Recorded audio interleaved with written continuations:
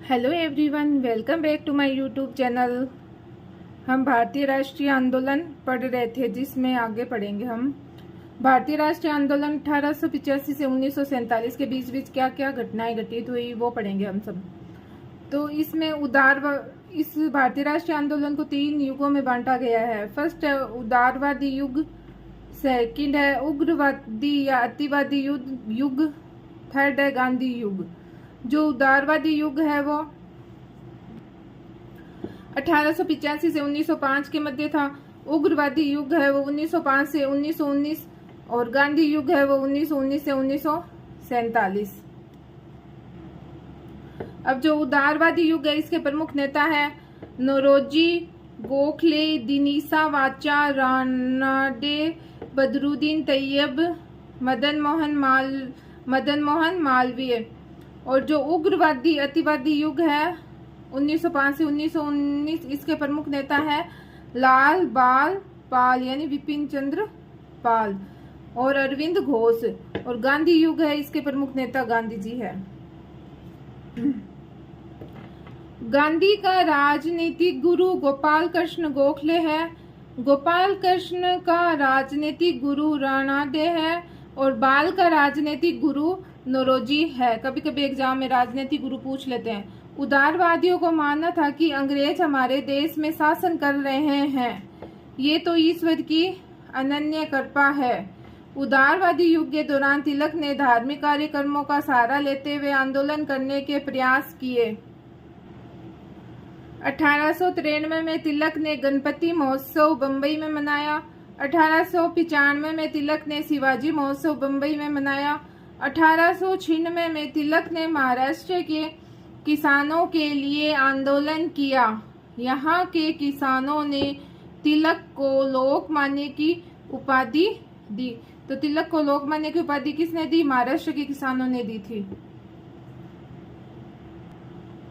अब नोट, पहली बार स्वराज्य शब्द का प्रयोग स्वामी दयानंद सरस्वती ने किया था। पहली बार स्वराज्य का नारा तिलक ने दिया। कांग्रेस ने पहली बार स्वराज्य शब्द का प्रयोग 1906 के कलकत्ता अधिवेशन में किया। पहली बार पूर्ण स्वराज्य की मांग 1929 के लाहौर अधिवेशन में की गई। अब 1899 में क्या हुआ? 1899 में भारत का वायसराय कर्जन बना, जो भारत का सबसे अलोकप्रिय वायसराय था।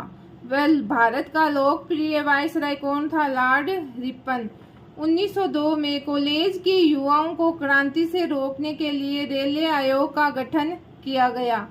1904 में रेलवे आयोग के आधार पर विश्वविद्यालय अधिनियम पारित किया गया।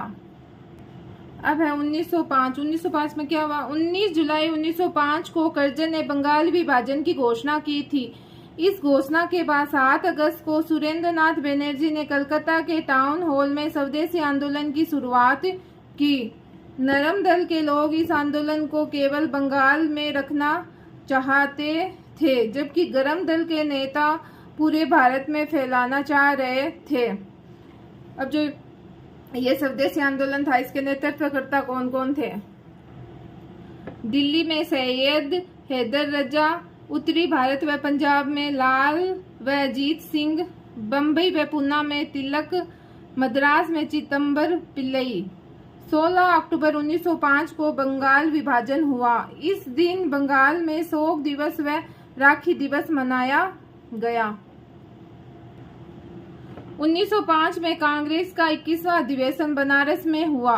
अध्यक्ष है गोपाल कृष्ण गोखले। इस अधिवेशन में कांग्रेस ने स्वदेशी आंदोलन को स्वीकार किया। अब है 1906। 1906 में क्या हुआ? शिमला में वायसराय मिंटो व आगा खां के बीच 1 अक्टूबर 1906 को मुलाकात हुई। 28 दिसंबर 1906 को कांग्रेस का 22वां अधिवेशन कलकत्ता में दादा भाई नौरोजी की अध्यक्षता में हुआ। इस अधिवेशन में अतिवादियों और उदारवादियों के बीच बहस हुई। कांग्रेस ने पहली बार स्वराज्य शब्द का प्रयोग किया। इस अधिवेशन में अतिवादियों ने 4 प्रस्ताव पारित किए। फर्स्ट है स्वदेशी, सेकंड है स्वराज्य, थर्ड है बहिष्कार, फोर्थ है राष्ट्रीय शिक्षा। 30 दिसंबर 1906 को ढाका के नवाब सलीमुल्लाह ने आगा खां के साथ मिलकर ढाका के शालीबाग में मुस्लिम लीग की स्थापना की। 1907 में क्या हुआ? 1907 में कांग्रेस का 23वां अधिवेशन सूरत में ताप्ती नदी के किनारे रास बिहारी घोष की अध्यक्षता में हुआ। इस अधिवेशन में कांग्रेस का विभाजन हुआ और गरम दल का नेतृत्व तिलक ने किया, जबकि नरम दल का नेतृत्व गोखले ने किया। एनी बेसेंट ने कांग्रेस के विभाजन को कांग्रेस के इतिहास की सबसे दुखदायी घटना बताई। अब 1908 में तिलक को 6 वर्षों के लिए मांडले जेल म्यांमार भेजा गया। मुस्लिम लीग का प्रथम अधिवेशन अमृतसर में हुआ। इस अधिवेशन में मुस्लिम लीग का प्रथम स्थायी अध्यक्ष आगा खां था। अमृतसर अधिवेशन में मुस्लिम लीग ने सांप्रदायिक निर्वाचन प्रणाली की मांग रखी। अब 1909 में मार्ले मिंटो सुधार अधिनियम हुआ। इस अधिनियम में अंग्रेजों ने पहली बार मुसलमानों को सांप्रदायिक निर्वाचन प्रणाली दी। लॉर्ड मार्ले ने मिंटो को लिखा कि हम भारत में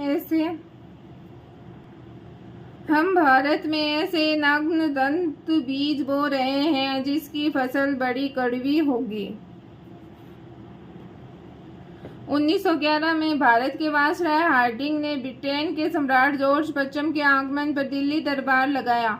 दिल्ली दरबार के दौरान ही 1911 में बंगाल विभाजन रद्द हुआ तथा इस दरबार के दौरान भारत की राजधानी कलकत्ता के स्थान पर दिल्ली बनाने की घोषणा हुई। Thanks for watching this video. अगर आपको मेरी वीडियो अच्छी लग रही है तो मेरे चैनल को लाइक एंड सब्सक्राइब जरूर कीजिए। Thank you.